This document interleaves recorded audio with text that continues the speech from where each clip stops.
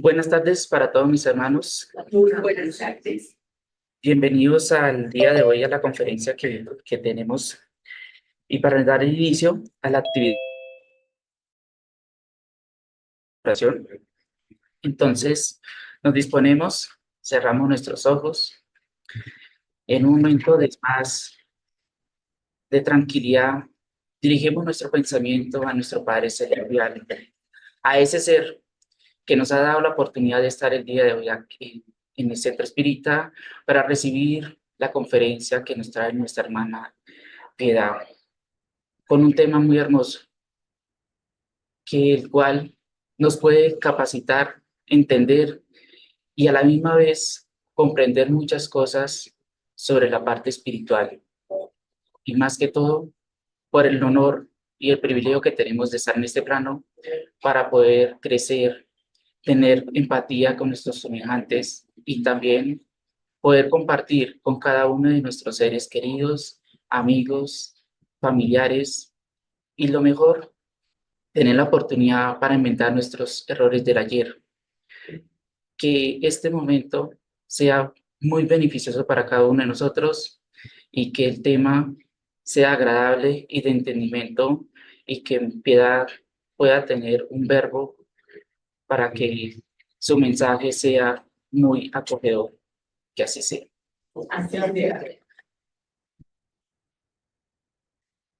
Piedad es asociada al Centro Espírita y en la conferencia del día de hoy que nos trae es Los pobres de espíritu y espíritus pobres. Les recomiendo a todos los que están en la sala tener el micrófono apagado. Si tienen alguna pregunta, pueden dejar en el chat y al finalizar de la conferencia se dará respuesta. Le damos paso a Piedad. Para la tarde de hoy nos corresponde la temática pobres de espíritu y pobres y espíritus pobres. Bueno, de donde sacamos la información es del libro de Carvay Schutter, Parábolas y Enseñanzas de Jesús, el libro de los espíritus, el Evangelio según el Espiritismo y el libro Abre Abelus de Joao Núñez por el Espíritu de Shaolin. Y pues vamos a mirar el concepto para poder entender lo que vamos a trabajar en la tarde de hoy sobre esta temática de las enseñanzas que el Maestro Jesús nos dejó. El primer concepto que vamos a trabajar es que bienaventurado quiere decir afortunado, feliz, contento y alegre.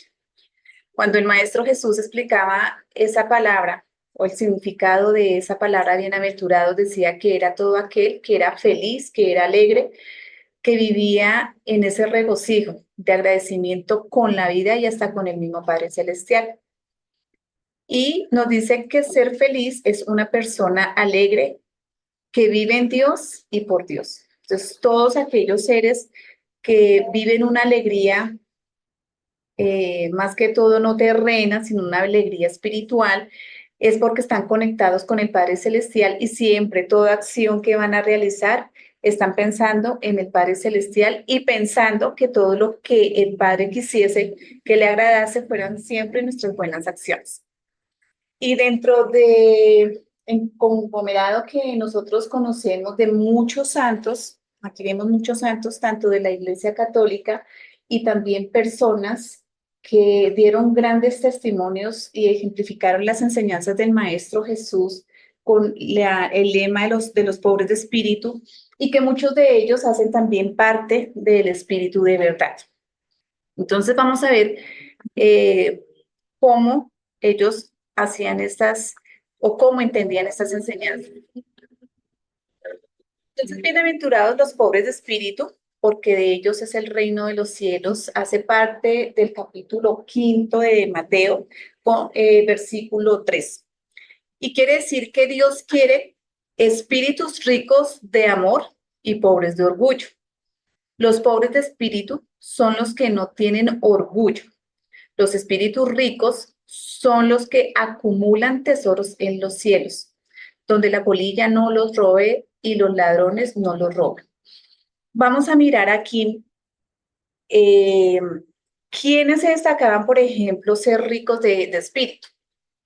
Y encontramos a este gran hombre que la mayoría yo creo que lo conoce muy bien, Domingo Sabio. Domingo Sabio era un joven muy juicioso y él nació, Domingo Sabio nació el 2 de abril de 1842 en Mondonio. El 9 de marzo de 1857 desencarnó y él hizo parte de la escuela o siguió a San Juan Bosco en el oratorio de Dalboco, en Turín. En la primavera de 1855 se propuso ser santo al escuchar una prédica de Don Bosco sobre la facilidad para hacerlo. Murió 3 semanas antes de cumplir los 15 años de edad. Es uno de los santos más jóvenes que tiene la Iglesia Católica. Y estudiando un poquito sobre la vida de Domingo Sabio, él era un niño muy alegre, él era un niño muy sano, muy sociable. Y cuando él llegó allí a la casa de Don Bosco, fueron como muy afines con Don Bosco.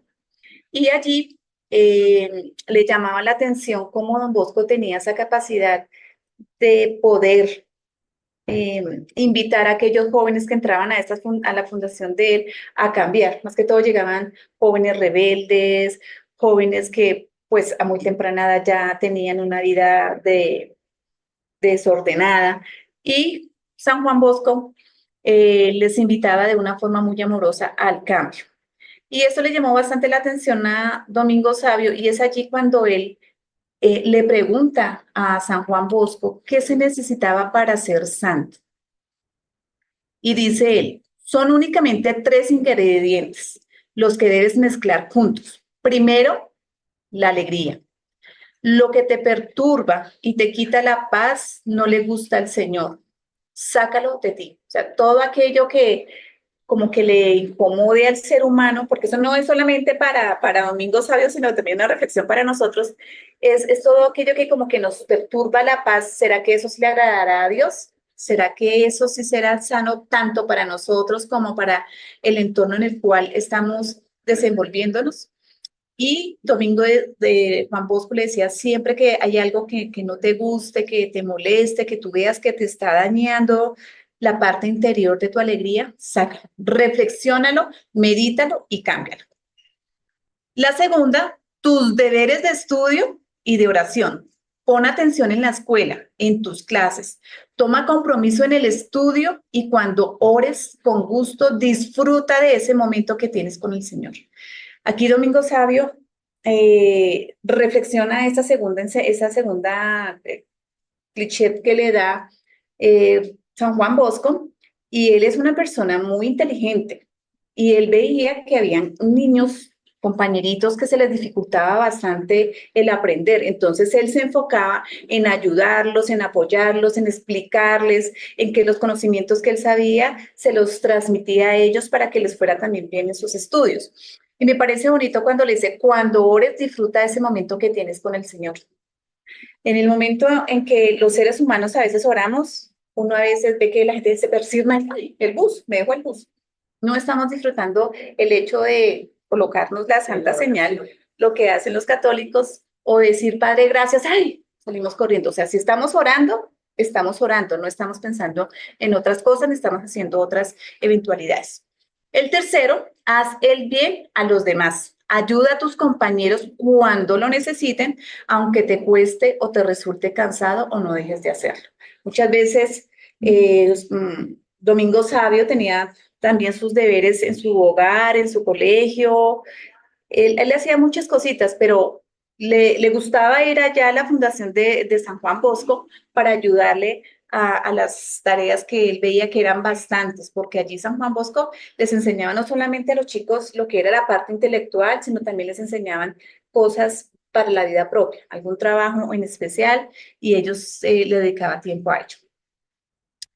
Luego en Carvay Schutel nos sigue diciendo, los pobres de espíritu son los humildes, que nunca muestran saber lo que saben y nunca dicen tener lo que tienen. La modestia es su distintivo, porque los verdaderos sabios son los que saben que no saben. ¿Sí entendimos? Este es muy bonito, porque hay personas que son sabias, pero ¿son qué? Orgullosas. Yo sé, yo soy doctor en no sé qué y tengo el post no sé qué y ven, se ponen todos los títulos que han tenido, pero son personas arrogantes, odiosas y hasta ahí le llega su doctorado. Entonces, aquí trajimos a un ser muy especial, Sócrates. Él nació en el año del 470 antes de Cristo y desencarna en el año 399 antes de Cristo. Dice que desde muy joven, démonos cuenta que Sócrates no era cualquier ser. Desde muy joven llamó la atención de los que lo rodeaban por la agudeza de sus razonamientos y su facilidad de palabra. Siempre me ha llamado la atención porque Sócrates era como uno de esos grandes iluminados, ¿sí? Se me parece que él como que hacía esa armella o esa enseñanza en lo que es el verdadero hombre de bien. Y Sócrates era un joven que le gustaba razonar todo lo que le pasaba y le acontecía en su vida. Cuando él entra a estudiar en Grecia, todo lo que le empiezan a enseñar, él lo empieza a discernir y empieza a profundizar sobre aquellos conocimientos. El hombre es un alma encarnada. Él lo tenía claro que éramos espíritus cuando desencarnábamos, íbamos a un mundo. Entonces, para aquí contextualizarlos, mundo espiritual. Y cuando estábamos acá éramos hombres encarnados. Antes de su encarnación, el alma existía unida a los arquetipos primordiales, a las ideas de lo verdadero, del bien y de lo bello. De ella se separa al encarnar y recordando su pasado, está más o menos atormentado por el deseo de volver a él. Aquí Sócrates sabe y tiene claro que los seres pasamos por unos procesos que llamamos los procesos de reencarnación, que son procesos en los cuales en nuestro campo periespiritual quedan archivadas todas aquellas reencarnaciones que nosotros hemos tenido y que a medida que vamos teniendo esa oportunidad de avanzar y progresar, pues esos conocimientos los vamos colocando en la existente encarnación, pero nuestro anhelo siempre, ¿cuál es? ¿Volver a dónde? A encarnar de nuevo. A regresar al mundo espiritual. ¿Mm? Ese es el mayor anhelo de todos y ver que hemos avanzado. Y nos dice, así el hombre que considera las cosas de la tierra con poca elevación desde el punto de vista material, vive de ilusiones, porque son aquellos seres que simplemente se quedan en las cosas materiales, viven el momento, viven el presente, pero jamás se preocupan por estudiar qué pasa después de la muerte, o qué sucede si yo desencarnara, qué habrá más allá. Entonces, él decía que estas situaciones de solo quedarnos aquí, en el presente, en este plano corporal, con las cosas materiales, pues son momentos en los que vivimos y también nos dan alegría, también nos dan desilusiones, pero si nosotros no estamos sacándole el provecho a estas oportunidades, pues no estamos haciendo nada. Dice, para apreciarlas con exactitud es preciso verlas desde lo alto, es decir, desde el punto de vista espiritual.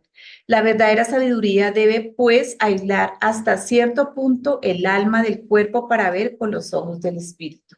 Y esto le sucedía a Sócrates, las oportunidades en que él podía discernir todas aquellas enseñanzas que él había adquirido y él tenía esa convicción de un más allá sobre la inmortalidad del alma, se daba cuenta que cuando el espíritu salía del cuerpo, tenía esa oportunidad de ir al plano espiritual, podía ver las cosas con más claridad, podía discernir las cosas con mayor conciencia y que aquí simplemente estábamos limitados por el estar aquí en la carne. Luego nos dice, por eso que la humildad se volvió tarjeta de visita para ingresar en el reino de los cielos. Aquí ya estamos tocando otra enseñanza sobre los pobres de espíritus, que es la humildad. Sin la humildad no se mantiene ninguna virtud. La humildad es el propulsor de todas las grandes acciones, rasgos de generosidad, sea en la filosofía, en el arte, en la ciencia o en la religión. Aquí nos está diciendo que donde nosotros nos vayamos a desenvolver en cualquier área, tenemos que ser siempre, ¿qué? Humildes. Sea la persona que tenga un alto cargo o sea la persona que tiene un cargo más sencillo. Entonces, siempre debemos ser humildes. Y aquí, pues, recalcamos a San Luis Rey o San Luis de Francia. Él nació el 25 de abril de 1214 en Túnez y desencarnó el 25 de agosto de 1270. Fue rey de Francia desde 1226 hasta su desencarnación, que fue el 1270. Y recordemos que San Luis hace parte de qué? Hace parte del espíritu de verdad. Muy bien. Oh. Algo muy bonito que tenía San Luis y era lo siguiente. Luis IX fue católico, extremadamente devoto. En su época era conocido por su caridad con los mendigos y compasión con los criminales. A lo largo de los siglos, Luis IX ha sido admirado como el ideal de monarca cristiano. Su reinado gozó de un gran prestigio por toda la cristiandad y es uno de los monarcas más memorables de la Edad Media. Y Luis tenía algo muy bonito que él abría las puertas de su palacio para que allí entraran a comer todos los necesitados, el pobre más pobre.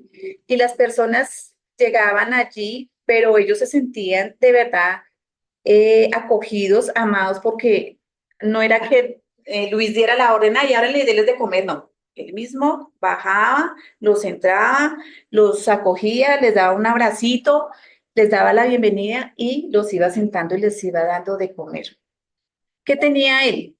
Que cuando las personas estaban allí, él les exhortaba, o sea, lecturas donde les iba como evangelizando al mismo tiempo cuando les estaban preparando para servirles los alimentos.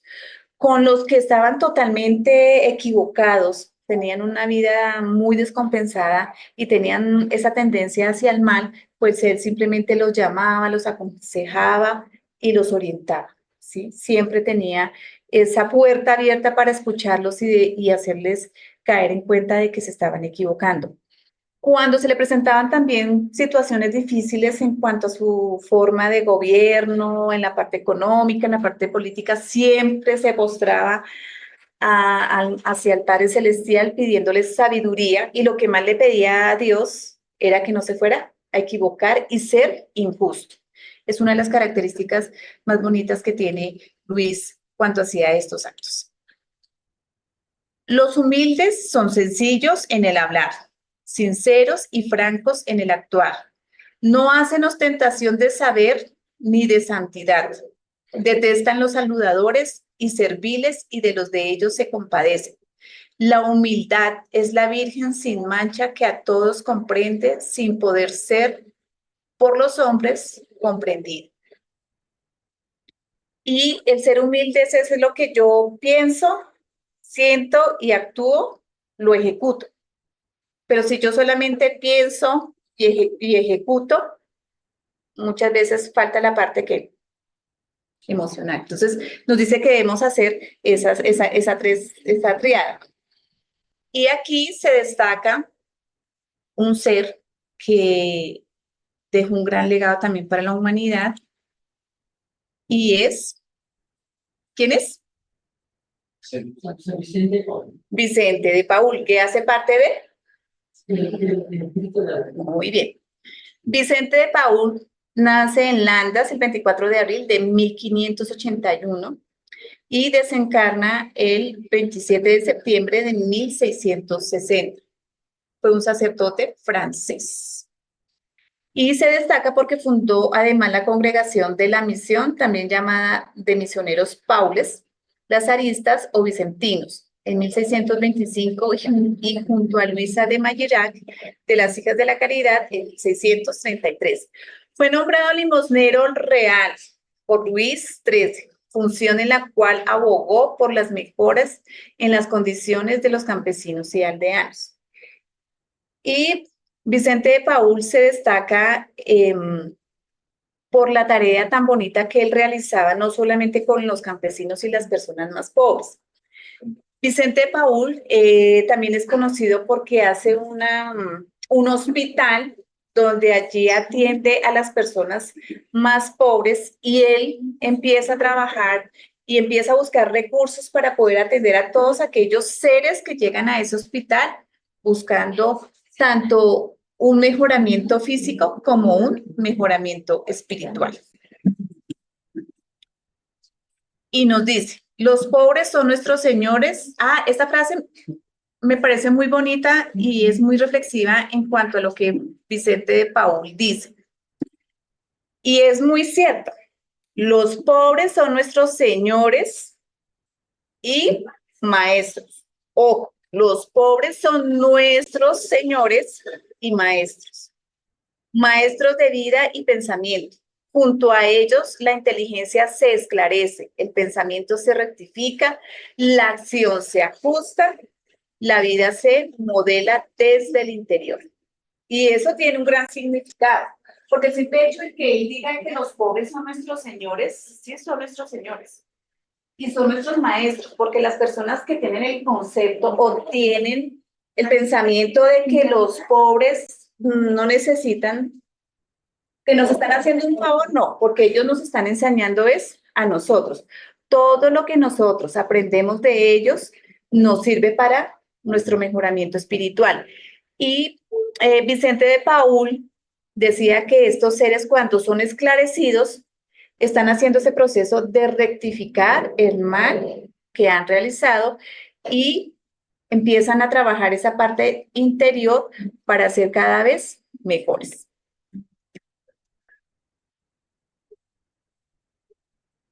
Tolerante en su sencillez, se compadece de los que pretenden afrontarla con su orgullo. Se calla ante las palabras locas de los simples, soporta la injusticia, pero descansa con la verdad. La humildad respeta al pobre, no, no por sus haberes, sino por sus virtudes. La pobreza de pasiones, de vicios, de bajas condiciones que pretenden al mundo y el desapego de efímeras glorias, de egoísmo, de orgullo, amparan a los viajantes terrenos que caminan hacia la perfección. Aquí la tolerancia nos está invitando a que nosotros debemos trabajar, pero siempre debemos trabajar con amor, en silencio. Si vemos que pasan situaciones, simplemente hacer como un llamado de atención, pero si las cosas como que continúan así, simplemente ya trabajar en silencio y pues al igual cada uno responde por sus acciones, ¿no? Y aquí se destaca a Antonio de Padua.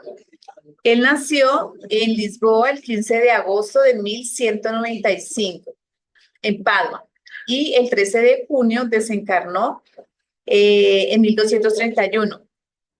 Antonio de Padua era sacerdote de la orden franciscana, predicador, teólogo portugués, era venerado como santo y doctor de la Iglesia por el catolicismo. Antonio de Padua, ¿de qué discipulado venía?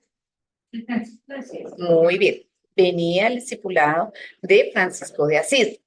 Y por eso se dice que él era uno de los grandes practicantes de lo que estábamos viendo ahorita, de la tolerancia. Reconocía la paz fraterna a los desavenidos, hacía restituir lo sustraído con la usura y la violencia, liberaba a las prostitutas de su torpe mercado y disuadía a los ladrones famosos por sus fechorías de meter las manos en las cosas ajenas. Aquí, Antonio de Padua le dejó marcadas las enseñanzas de Francisco de Asís y él dejaba en aquellas enseñanzas cuando hacía las prédicas, primero les daba el alimento. ¿Cuál alimento le daba primero? El espiritual. Primero les enseñaba los conocimientos que él había aprendido de Francisco de Asís y las profundizaba eh, en las lecturas que él también hacía sobre el Maestro Jesús. Entonces les daba el alimento espiritual y luego les daba el alimento material. Y aquí pues él orientaba bastante a aquellos seres que hacían cosas terribles, que llevaban un camino muy desdichado. Él los llamaba a solas, les decía, les explicaba, los invitaba a esa reforma interior y muchos de ellos cambiaban su forma de pensar y de actuar. Luego nos dice, esta fue la pobreza que Jesús proclamó. Pobreza de sentimientos bajos, pobreza de carácter deprimido. ¿Cuántos pobres de bienes terrenos creen ser dignos del reino de los cielos? Y entre tanto son almas obstinadas y endurecidas. Son seres desagradados que sin cubierto y sin pan repudian a Jesús y se encierran en los seductores de una fe bastarda, que en vez de esclarecer, oscurece, en vez de salvar, condena. Y aquí lo que nos está diciendo Carvajal es que aquellos seres que dicen que tienen el reino de los cielos son aquellas personas que son pobres de espíritu, que son orgullosas, que son vanidosas. Aquellas personas, y recordemos que en el mismo Evangelio, en el capítulo 5, en el capítulo 7, nos habla sobre bienaventurados los pobres de espíritu, pero hay un ítem que nos habla de los que son el orgullo y la humildad. Y aquí hace referencia a ello. Las personas que son orgullosas, que siempre tienen que estar rindiéndole pleitesía, pues esas personas realmente no están aportando, no se están aportando para ellas nada y lo que se están haciendo es coger como no el cariño de las personas y es triste cuando parten al mundo espiritual o están en el funeral y dicen, ay, gracias a Dios se murió. Entonces, imagínense, eso es un látigo para el espíritu en ese momento, porque qué rico sería, no, que Dios lo bendiga, que Dios lo ilumine, pero qué horrible es escuchar, uy, ojalá esté por allá en lo más profundo de la tierra. Sí, todas esas palabras. Entonces, ¿por qué? Por su mismo orgullo, ¿no? No se hace comunicar. No se hace comunicar.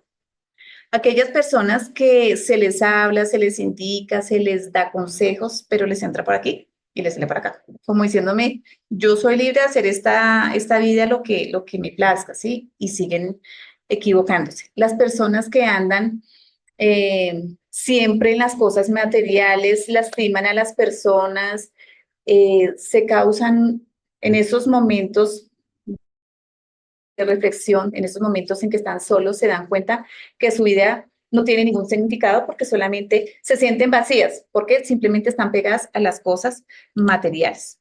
Y lo que hacía alusión de aquellas personas que tienen la capacidad de pronto de orientar, de guiar a algunas comunidades y se preocupan es ¿por qué? Por sacarles el dinero y engañarlas. Al igual, esas personas en el mundo espiritual van a seguir con ese pensamiento de que porque ellos dieron, que ellos gastaron de su tiempo, donaron de su tiempo, van a ser allá los elegidos porque dieron todo. No, son personas que dieron, pero al mismo tiempo, como muchas veces el Evangelio nos dice, ellos ya recibieron su recompensa. No es la ignorancia y la baja condición la que nos dan el reino de los cielos, sino los actos nobles. Y miren lo bonito y lo sencillo que es hacer la caridad, tener amor, tener la adquisición de conocimientos que nos permitan alargar el plano de la vida en busca de vastos horizontes y más allá de lo que divisamos. O sea, todo lo que nosotros hagamos con amor, con cariño, con sacrificio, con esmero, con entrega, eso es válido ante los ojos del Padre Celestial, porque estamos dando sin esperar nada a cambio. Cuando las personas de pronto hacen una obra de caridad y espera que les hagan un monumento, que les hagan una entrada de tapete azul, qué sé yo, pues simplemente esas personas lo están haciendo con un interés y eso no vale ya ante los ojos de Dios porque ya ellos llevan el interés de recibir algo a cambio. Pobres de espíritu son los sencillos y rectos, y no los orgullosos y bellacos. Pobres de espíritu son los buenos que saben amar a Dios, al prójimo, tanto como se aman a sí mismos. Y esa figura que nos dice Jesús en mí me mueve a amar es lo que a los seres humanos nos debe marcar. Si nosotros decimos seguir al Maestro Jesús, que nuestras acciones sean verdaderamente enfocadas hacia el Maestro Jesús, si vamos a ayudar de pronto a la persona más necesitada, que nosotros veamos que ese necesitado, como decía Vicente de Paúl, es mi maestro, ¿qué tengo que yo aprender de él y él que tiene que aprender de mí? Sí, es una retroalimentación. Y cuando nosotros nos enmarcamos en el corazón al Maestro Jesús, hacemos las cosas con amor, con cariño, sin interés, sin esperar ninguna recompensa y siempre estamos preocupados por, venga, esa persona está ya en el hospital, bueno, yo le llevé agüita, pero bueno, ¿cómo más la puedo ayudar? Haciendo una oración, encomendándole a los espíritus benefactores que le asistan. Entonces, son cositas tan sencillas que no necesitamos mucho que dinero, porque las personas dicen, ay, no, si yo me ganara el baloto, si yo tuviera plata, si yo me ganara la lotería, no haríamos esas cosas, ¿sí? Porque una cosa pensamos a veces nosotros de hacer y cuando nos llegan las cosas son los recursos materiales, ay, no, esto es para mi carro, esto es para mi viaje, esto es para, o sea, nos olvidamos de lo que estábamos mentalizándonos que era ayudar a nuestro semejante. Con ella se nos invita a purificar nuestro corazón de sus imperfecciones y al amor de Dios por encima de todo. Y grandes personajes, no solamente católicos, sino dentro del movimiento espírita, como una Amalia Domingo Soler, que entregó su vida hacia sus semejantes, ¿sí? Hacia esos poemas tan bonitos. Cuando llegaba al centro espírita, ella siempre estaba dispuesta a escuchar a las personas que llegaban allí. Diérale la hora que le diera, atendiendo a sus seres que llegaban ahí, los atendía, porque ella se desprendía del tiempo, de la noción de esta parte material y le dedicaba tiempo a esas personas. Y para ella era muy bonito y satisfactorio saber que muchos de los cuales ella les orientó, les ayudó, tenían reformas en sus vidas. Entonces, todo aquello que nosotros realmente hagamos de corazón para mejorar, tanto ayudar a mejorar a nuestro semejante como para mejorarnos a nosotros mismos, esto es agradable a Dios. Sabemos que sin excepción tendremos que entrar en el mundo. ¿En el mundo qué? Porque se están quedando en trance por medio de la muerte. Por lo tanto, aquel que desea recibir ventajas del mundo qué? Del mundo qué? Mayor, que desea ser bien considerado en el más allá, debe primero qué? Debemos siempre servir con humildad. Aquí en el caso de esta señora está en ese proceso de ¿qué? Desencarnación, ¿sí? Está dejando su cuerpo. Y qué bonito es poder uno desencarnar con esa tranquilidad, no me ata nada, no me ata el carro, no me ata la casa, no me ata el marido, no me ata nada. Puedo desprenderme con gran facilidad. Pero cuando los seres humanos nos preocupamos por las cosas materiales, ay, no, el carro. ¿Y ahora quién me va a coger el carro? ¿Y quién me irá a mover no sé qué? ¿Sí? Entonces, uno ve a veces en las casas, cuando desencarna una persona materializada, que se sienta, no me han servido el almuerzo, no me han servido la comida, paso al cuarto, me ignoran. Entonces, es un sufrimiento para esos espíritus. Pero cuando las personas están totalmente despegadas y trabajar más que todo en el bien, pues no les cuesta tanto dejar este plano corporal. Todos pasamos por ese proceso de perturbación, pero está en nosotros quedarnos cuánto, Unas horas, días, años, siglos, ¿sí? Entonces, depende del estado de evolución que vamos a estar en ese proceso de estar aquí o estar más allá. Todos los espíritus son de la misma esencia y todos los cuerpos son modelados con los mismos elementos. O sea, todos somos espíritus imperfectos, buscando por medio de las diferentes experiencias de la vida ser mejores. Porque decimos que todos los espíritus somos del mismo punto de partida. Muy bien, Gusairo. Muy bien. Porque Dios nos creó, la ley de Dios es perfecta, que Dios nos creó a todos por la misma línea, sencillos e ignorantes. Pero ¿qué es lo que hace que unos estén más arriba y otros estemos más abajo? Su fuerza de voluntad. Su fuerza de voluntad. Porque cambiar las cosas, aceptar las cosas gráficas. Muy bien. Muy bien, manejar bien ese libro albedrío y hacer esos procesos de mejoramiento y de perfección. Nos dice que a medida que nosotros vamos haciendo esos procesos de autodescubrimiento, ¿sí? De mirarnos interiormente, pues vamos aprovechando cada una de estas reencarnaciones que son una escalerita y cuando nosotros ya hemos llegado a la escalerita, la última escalerita, entonces vamos a tener la oportunidad de ser espíritus, ¿qué? Puros. Qué rico. Nos falta muy poquito, pero vamos a llegar. Esto es motivación. Nos falta muy poquito. Algo sabe. Pues el planeta estaba mejorando, o sea, no hay que tampoco darnos palo, el planeta Tierra está mejorando. Sí, yo sé. Y como el planeta también está mejorando, nosotros también nos sintonizamos en ese proceso de evolución. Manuel Filomeno de Miranda nos dice que como vamos evolucionando el planeta, también sus integrantes van evolucionando. Los que no quisieron aprovechar el cuarto de hora Se van para otro planeta. se van para otro planeta, Otra escuela. pero todos estamos en ese proceso de evolución. O sea que ya vamos a llegar a ser espíritus iluminados, ¿cierto? O sea, y puros. Espíritus de luz. Dijo un amigo muy nuestro, llegaba aquí en el centro espírita. Aquí me parece muy interesante esas enseñanzas del Maestro Jesús cuando colocaba a sus discípulos a reflexionar. ¿Alguien sabe cuál es esta parábola o esta enseñanza del Maestro Jesús? El óvulo de la viuda. El óvulo de la viuda. ¿Y qué dice el óvulo de la viuda? Que puso más dinero ella que nosotros que ponían todos los que les cobraban. Dios le dio el dinero que ella tenía.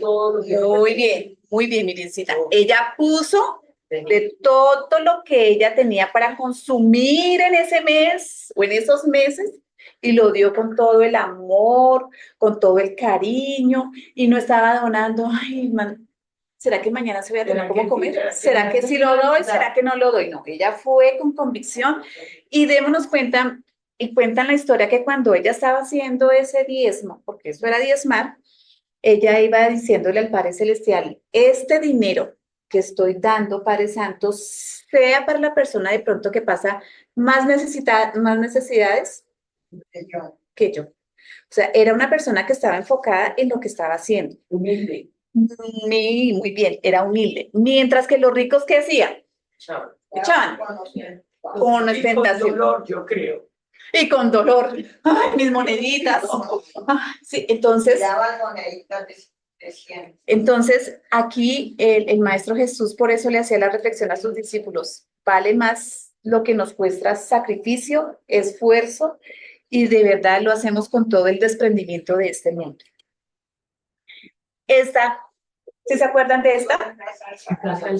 Pero que no sea Gustavito, otra voz. ¿Cuál es la de Saqueo? Jesús de Saqueo. ¿Cuál es la historia de Jesús de en casa de Saqueo?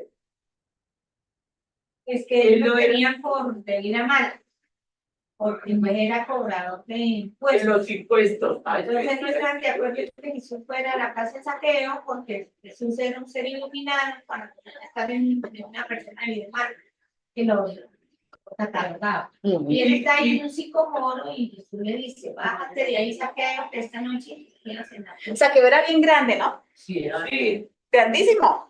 Él era No, y lo bueno es que lo criticaron a No, pero Saqueo era grandísimo. No, era bajito. Ay, una piturrita, dice. Una piturrita. Era una persona pequeña de estatura, pero el Maestro Jesús sabía que era una persona grande de corazón, porque el Maestro sabía que él, sin que él se lo dijera, porque él se lo dijo fue después, y se lo hacía el comentario a los demás, El Maestro Jesús sabía que si él se equivocaba, él rectificaba de ese error que había cometido hacia semejante. ¿Qué hacía Saqueo? Como decía Rosita, él era cobrador de impuestos. Impuestos. ¿Sí? Pero él sabía, por ejemplo, digamos que Santiaguito tenía que pagar 200 pesos, pero Santiaguito pagó 400. Entonces, cuando él hacía sus cuentas, dijo, no, Santiago me pagó 200 de más. Entonces, ¡pum! Santiago, mira, te devuelvo 200 porque me pagaste 200 de más. Entonces, él decía que él trataba de ser lo más justo con las personas a las cuales tenía que cobrarles el impuesto. Él no es que le gustara mucho ser el cobrador, el chipito, pero le habían delegado esa tarea. Pero él era una persona muy justa, muy bondadosa, y él le decía al maestro, trato de mi trabajo darle a los que más necesitan. Entonces, el maestro Jesús sabía que él era una persona muy correcta. Y aquí nos dice en el capítulo 7 que el ser pobre de espíritu es comprender que todos somos iguales. Vuelven y nos rectifica que todos somos iguales. Es no alimentar ninguna pretensión de superioridad o infabilidad frente a cualquier otro ser. Sí, o sea, pero qué feo es cuando una persona se para aquí, no, yo soy, yo hice, yo tengo, yo les di, yo. Pues no hagan nada, porque si lo va a estar ahí, que yo les hice, yo les pongo, yo les traigo. No. Entonces, no. O sea, siempre cuando nosotros hagamos algo, que tu mano, ¿qué? Entre más calladito, mucho mejor. ¿Que solamente vea quién? ¿Solamente vea quién? Dios. Muy bien, Marquita. Solamente vea Dios. Ser pobre de espíritu es ser humilde frente a Dios, obedecer sus leyes que engloban el amar a nuestro semejante y a Él, sobre todas las cosas materiales, emocionales y psicológicas. Aquí, ¿por qué decíamos que las cosas no solamente materiales, también tenemos las cosas emocionales y las cosas psicológicas? Porque hay personas que se apegan ¿a qué? A los sentimientos. Ay, mi perro. Ay, mi gato. Se murió el perro, el gato. Sienten que se las acaba el planeta Tierra. No, o sea, vivir un proceso, o sea, sí, es un animalito que nos acompañó, que nos hizo la vida a raticos felices, pero no echarnos a la pena morir porque se murió el gato o el perro o el canario, ¿sí? Son seres que sí, llegamos a amarlos, pero tampoco llegamos a pegar esas patas. Psicológicamente, ¿cómo será? Psicológicamente es cuando yo me emano en pensamientos, ya sea negativos, yo quiero, yo quiero, yo quiero, yo quiero, y me quedo ahí y veo que pasa la vida y me quedé en yo quiero, y no disfruté nada de lo que tenía que vivir en este plano corporal. Entonces, eso trasciende más hacia allá. Por eso nos dice que nos enseña a obedecer las leyes de Dios. ¿Sí? Todos sabemos que las leyes de Dios son ¿qué? Leyes naturales, y son leyes que son ¿qué? Perfectas, son divinas. Muy bien. Aquí vamos a ver, por ejemplo, Mahatma Gandhi, que él dice que afirmó que el sermón de la montaña revolucionó su vida y fundamentó las bases de su doctrina a la no violencia. Y esto lo llevó a él a la práctica a ser uno de los grandes líderes de la no ¿qué? De la no violencia. Pues Gandhi, cuando leyó el sermón de la montaña, lo leyó, lo estudió, lo reflexionó, lo interiorizó, él se dio cuenta de que eran una gran base para que lo podía aplicar también, no solamente a él, sino a su pueblo. Y por eso Gandhi se ganó el premio del hombre de la no violencia, ¿sí? Eso es así como tocadito, pero el que quiera profundizar sobre Gandhi lo pueden hacer. Bueno, aquí por un factor de tiempo, ¿cómo se llama ella? Bien, Teresa de Calcuta. Teresa de Calcuta, por factor tiempo no lo vamos a hacer porque me faltan como 20 días, pero sí lo que quiero es una reflexión muy bonita que ella hace ante los grandes eminentes que van a estos homenajes. Vamos a mirar un pedacito más.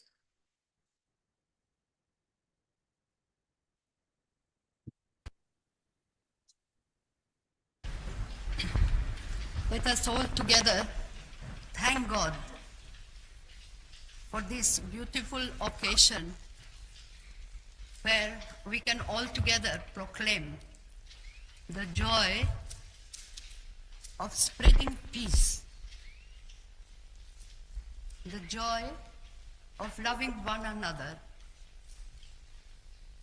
and the joy acknowledging that the poorest of the poor are our brothers and sisters. As we have gathered here to thank God for this gift of peace, I have given you all Démonos cuenta que invitados a soy. Él dijo, somos todos invitados a este gran homenaje por la paz. Y algo que ella hizo antes de este evento fue que a todos les repartió la oración de Francisco de Asís. Ella en ese momento se coloca en la disposición de oración para decirles a todos que oremos por esa oración de Francisco de Asís. Señor, haz mi instrumento de tu paz, donde haya odio, coloque yo el amor. Entonces, todo eso es lo que ella hacía.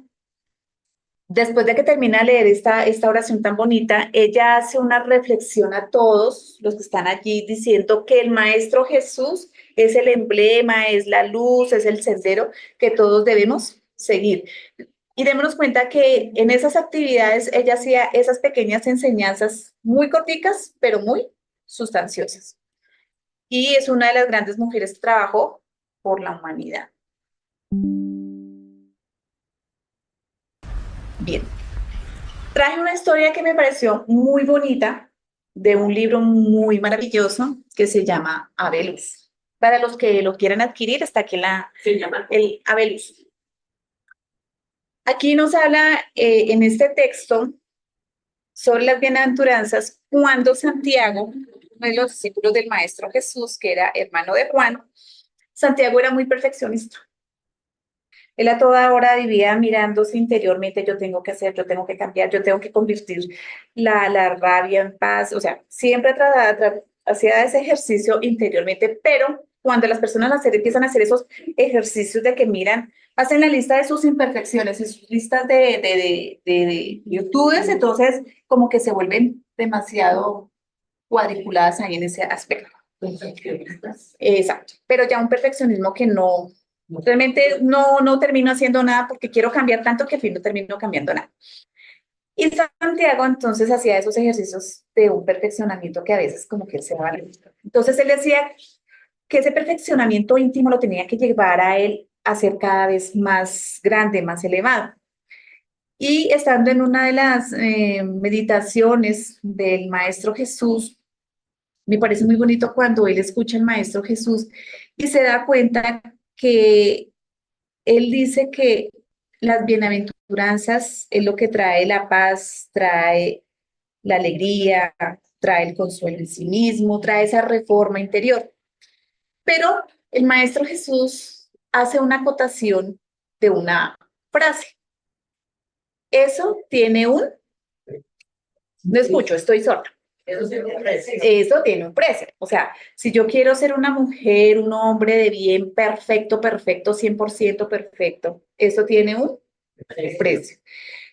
¿Y cuál creen ustedes que sea el precio? ¿Qué vamos a querer discernir un poquitico? ¿Qué creen cuál sea el precio de nosotros llegar a ese punto de perfección? A ver, ¿quién da más? Sacrificio, ¿quién da más? Disciplina, ¿quién más? Esfuerzo, ¿qué más? Dedicación, ¿qué más? Disciplina, trabajo. Muy bien, los niños sacan 10. El primero, sacrificio. Si yo quiero de verdad trabajar esa reforma interior, mi primer esfuerzo es el sacrificio. El Maestro Jesús decía que la educación, la disciplina. ¿Alguien hablaba de la disciplina? ¿Quién era que hablaba de la disciplina? Que no me acuerdo. ¿Quién era? ¿Quién? El rey. ¿Quién habla de disciplina? Disciplina. Manuel. No, chicos, a Ah, Emanuel. Ah, sí, Emanuel. Muchas gracias. ¿Que era que le daba la instrucción a quién? ¿A quién le daba? A Chico. A Chico. Y estos niños están pilos. Todo también. 10. El segundo, otra de las características, trabajo constante interiormente.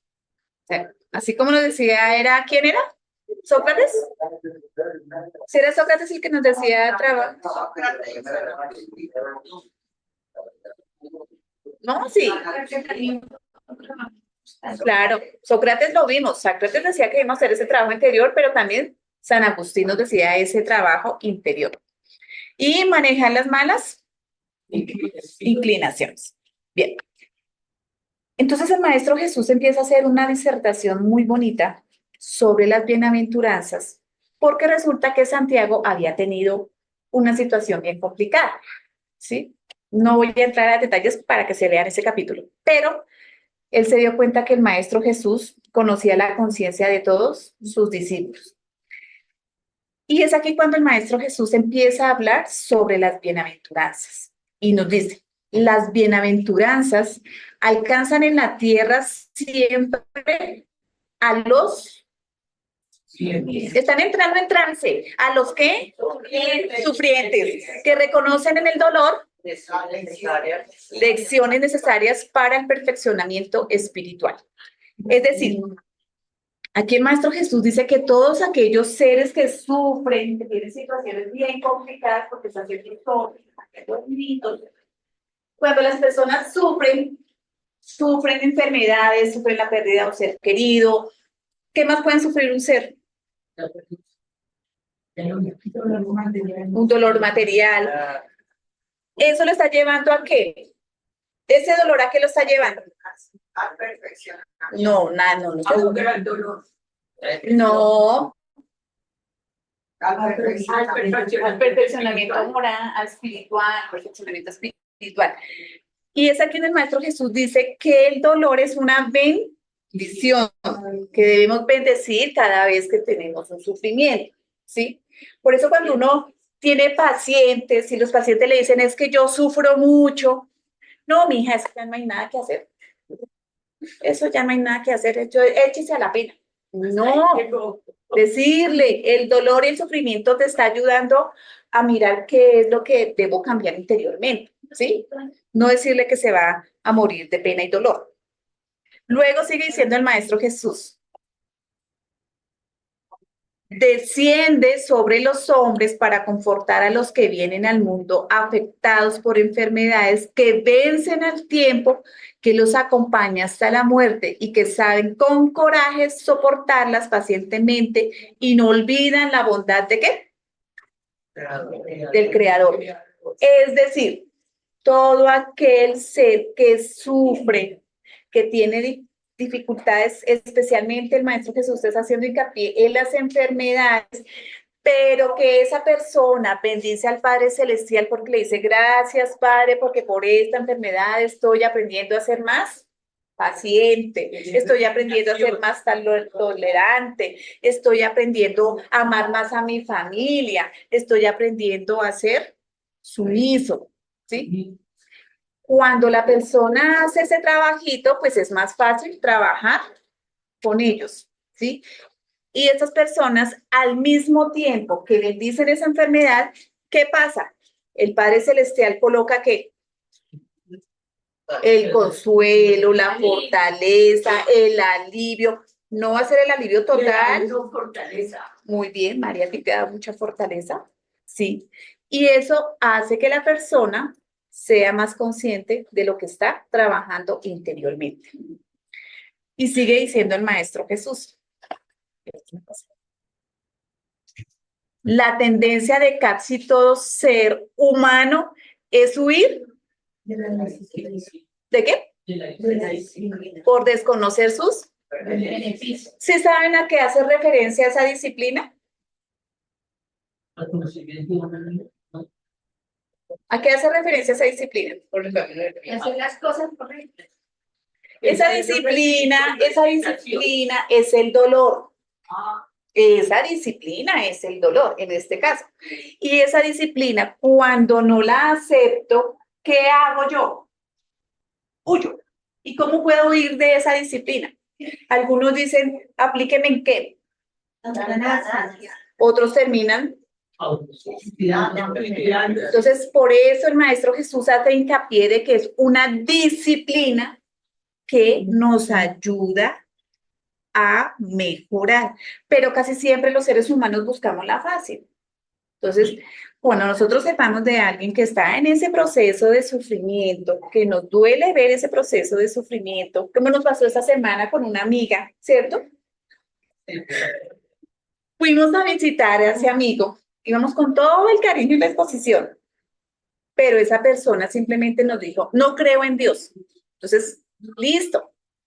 No voy a ponerme yo a decirle, ay, pero ¿cómo así que usted estando así no va a creer en Dios? No, simplemente seguimos hablando de otros temas, pero lo colocamos ya en el cuadernito de las oraciones. ¿Por qué? Porque es un proceso que él tiene que vivir, porque no quiere aceptar ese sufrimiento, ¿sí? Entonces, eso nos está explicando aquí el Maestro Jesús. Es muy agradable para quien escucha hablar con una persona llena de delicadeza, de cuyos labios desprende siempre una sonrisa acompañada de amor. ¿Quién le recuerda a ustedes esa persona que escucha y era delicada al hablar con sus semejantes? Estaba en lo que los vimos en la conferencia. ¿Quién era? La Madre Teresa. Sí, señorita. Muy bien. Muy bien, Rosita. ¿Por qué?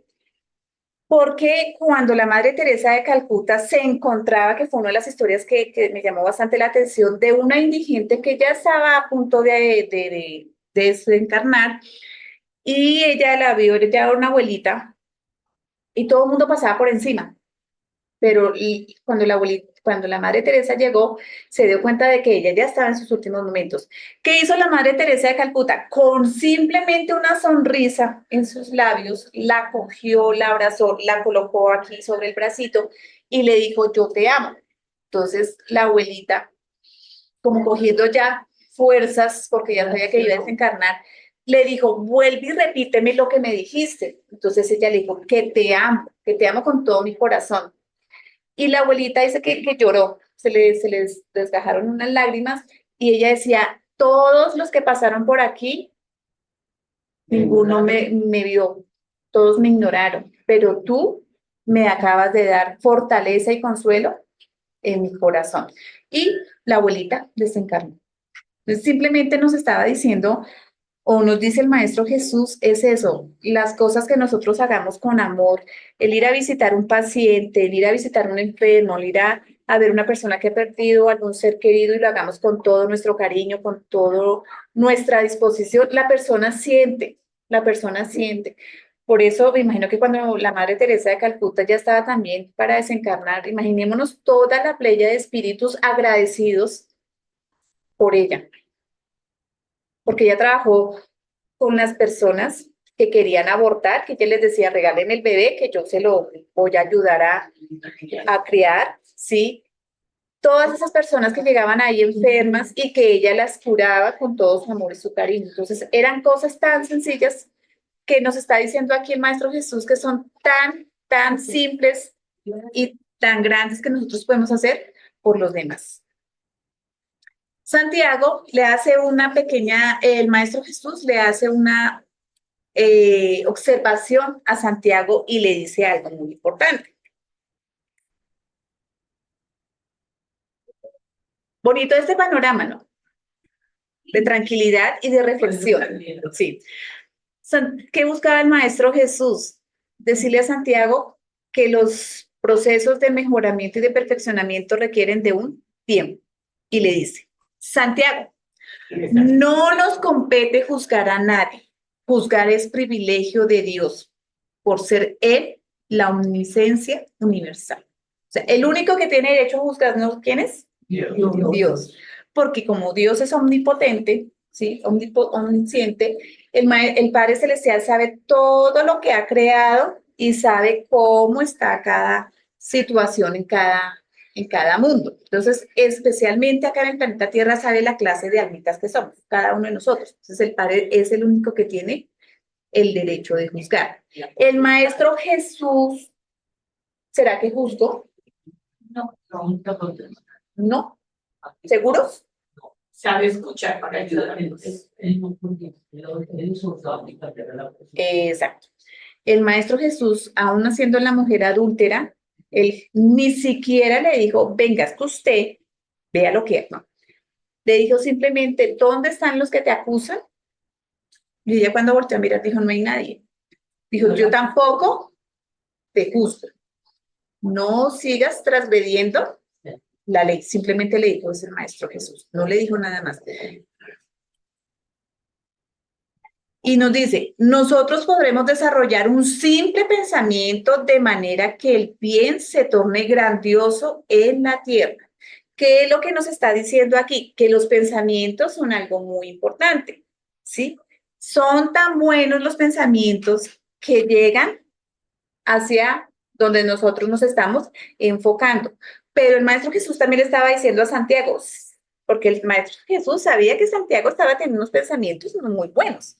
Y le decía, Santiago, cuando tenemos pensamientos negativos, estamos trayendo dolor y el mal hacia nosotros. Por eso le decía, es mejor que cuando tú empieces a tener pensamientos negativos, los conviertas en pensamientos positivos.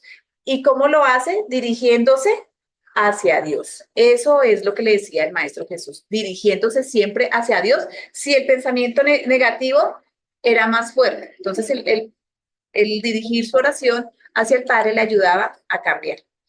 Y el Maestro le decía, yo soy el camino, la verdad y la vida.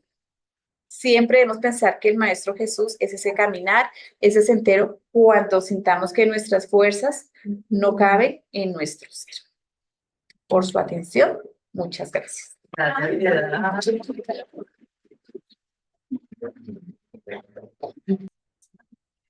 Damos paso a Germán para colocar la publicación de la conferencia del día dentro de 8 días.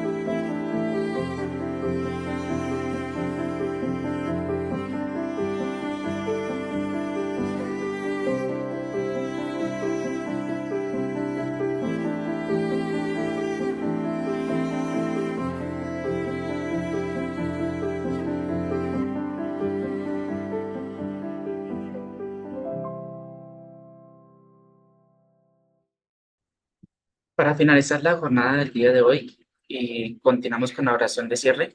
Entonces, cerramos nuestros ojos. Le damos gracias al Padre Celestial por las hermosas enseñanzas recibidas el día de hoy, el amor, la caridad, la humildad y trabajar sobre el egoísmo, que son realmente uno de los defectos que en la mayoría de los casos siempre nos hace desmotivar. Pero que esta sea una oportunidad para crecer, para amar, para seguir avanzando. Y con estos conocimientos recibidos, pues nos ponemos para retomar nuestras actividades, que en familia transmitamos todo este amor y esta paz y tranquilidad, y que este fin de semana para cada uno sea de agrado. Y muchas gracias, que así sea. Gracias.